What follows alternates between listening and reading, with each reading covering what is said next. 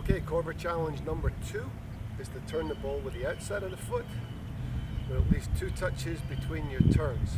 We're going to alternate again left and right foot. And I got 30 seconds on the clock. We'll see how we do.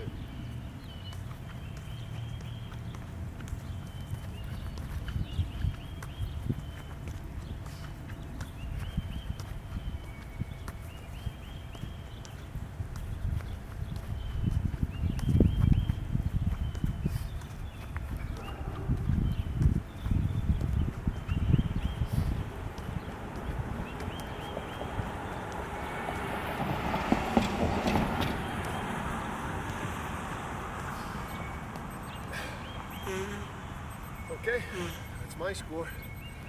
How did you do? Record your videos, send them in.